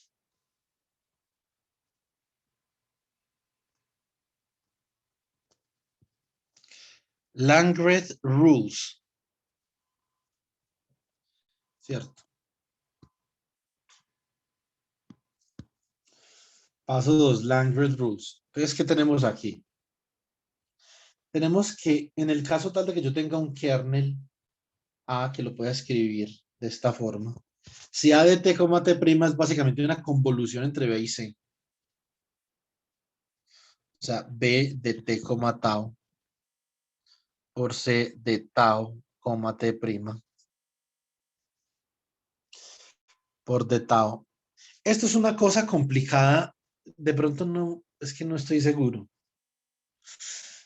Lo que pasa es que yo tenía una lógica muy de ingeniero cuando comencé a aprender esto, ¿cierto? Y es muy diferente la lógica del ingeniero, que en este caso, digamos, mejor dicho, no sirve ni para limpiar un reguero, ¿sí o no? Entonces, a tener una lógica de físico. Entonces, yo no sé esto qué tan duro les va a parecer. Duro no, es un poquito extraño. No es duro, es extraño. ¿Cierto? Entonces, obtener esto. Ahora, cuando uno hace cuando uno hace esta demostración de las reglas de Langres, entonces uno básicamente se da cuenta que uno puede escribir un propagador menor que de la forma más general. Venga, Jalil ya vino. Sí, sí, aquí estoy viendo. Entonces, este menor que de la forma más general es la integral, ¿cierto? De un propagador retardado. Recuerde, Joan, recuerde que el propagador retardado es el causal. ¿Recuerda? Yo le expliqué eso en el curso. Sí, profesor, sí. Y el avanzado es el anticausal, ¿cierto? Entonces, yo se lo expliqué en el curso. Entonces, B retardado de t, tau, multiplicado por el propagador menor que de C, correspondiente, digamos, este propagador C, entonces desde tau, t', ¿cierto? Más el propagador B menor que de t, tau, por el propagador avanzado o anticausal de tau, t'. ¿Cierto? Todo esto por de tau. Esa es la regla esta es la regla de Langres, que yo les voy a enseñar cómo calcularla desde cero. No porque eso sea muy importante, sino porque calcular estas integrales en el contorno de Keldysh, hacerse, digamos, acostumbrarse a hacer esos cálculos en un contorno bilateral. ¿Sí o no? Es importante para que cuando uno le digan que la integral entre menos infinito y menos infinito de a de t, t' de t no es cero, ¿cierto? Uno cuando ve eso por la primera vez, eso le causa a uno como, digamos, cierto conflicto emocional. Ya después cuando uno se da cuenta, es que las integrales en el contorno superior y en el contorno inferior dan distinto, entonces por lo tanto la integral no da cero, pues ya la cosa cambia, ¿cierto? Entonces, estas son las reglas de Langres. Estas reglas de Langres las vamos a aplicar a este propagador porque este propagador es una integral de dos propagadores, ¿cierto? Entonces, por lo tanto, una vez nosotros aplicamos las reglas de Langres a ese propagador de acá, entonces básicamente que podemos calcular G lesser de M sigma K sigma de t, t como la suma sobre n por la integral sobre d tau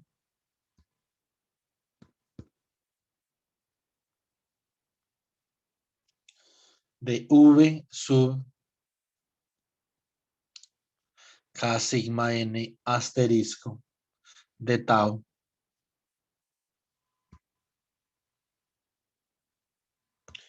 multiplicado por la función de Green retardada de Mn y sigma correspondiente al sistema, ¿cierto? Por la función de Green lesser de los electrodos. Eso no es T primero, que esto es T. Está evaluado en T y en T. Más la función lesser del sistema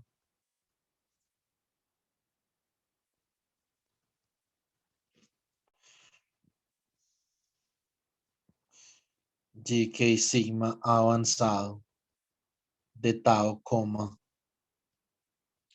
T. ¿Cierto? Entonces, ahí está, digamos que la función de Green que estamos buscando en términos de las funciones de Green que necesitamos, ¿cierto? Y una vez nosotros ya, digamos, hacemos las veces de reemplazar esto en la corriente, es paso 3.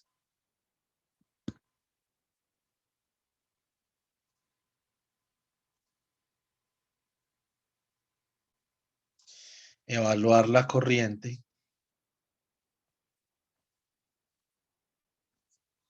Es que tenemos nosotros, tenemos básicamente una corriente JE que va a ser igual a 2E por la suma.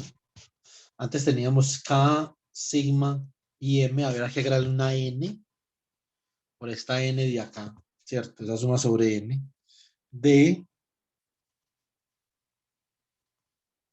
la integral sobre de tau de la parte real. Recuerden que la corriente tenía un V sin asterisco. Esto tiene un V con asterisco.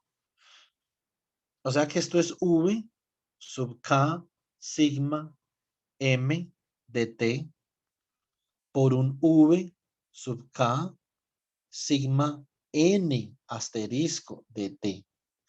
Esto aquí ustedes pueden ver que esto es de orden perturbativo 2 en el parámetro de acoplamiento entre el electrodo y el sistema. ¿Sí o no? Aparecen a diferentes tiempos y están acoplando diferentes niveles, N y M, tal cual como aparece en teoría perturbativa. No siempre acopla diferentes estados, ¿cierto? Acá lo mismo, estamos acoplando diferentes niveles. Esto multiplicado por G retarded de Mn sigma de T, tau, por G del electrodo K sigma lesser de tau, T, ¿cierto? Más G lesser del sistema, Mn sigma de T, tau, ¿cierto? Por G advance, avanzada del electrodo K sigma de tau, T. Ahí cierro esto y obviamente hay que cerrar la que está en morado también.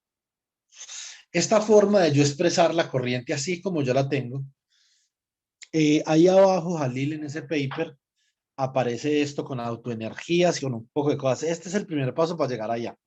¿Sí me explico? Ok. Entonces, digamos que ahí vamos por buen camino. No sé si alcanzamos a llegar antes de la entrevista, pero por lo menos usted tendrá una idea de lo que vamos a hacer. ¿Sí me entiende? Ok, sí, listo. Entonces, esta forma de escribir la energía se llama de Yahoo Meir Wingren Formalism.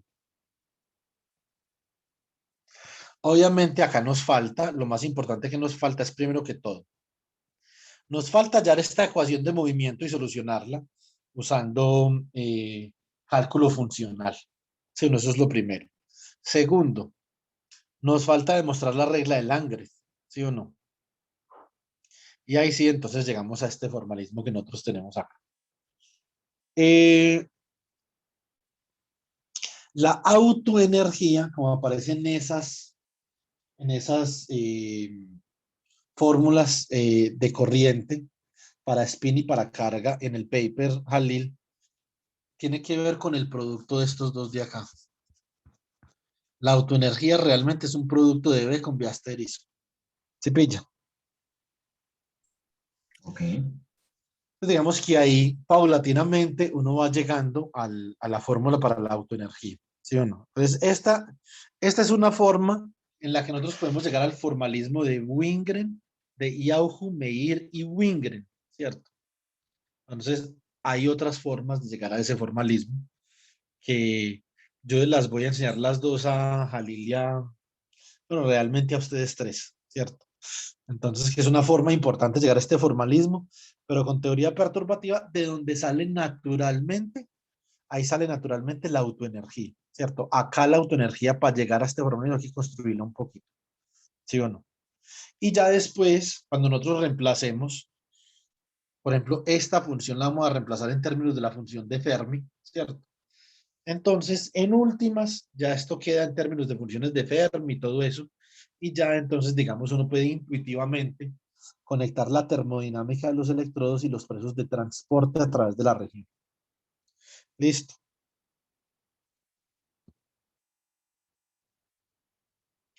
Ahora el video está ahí y entonces apenas acabamos la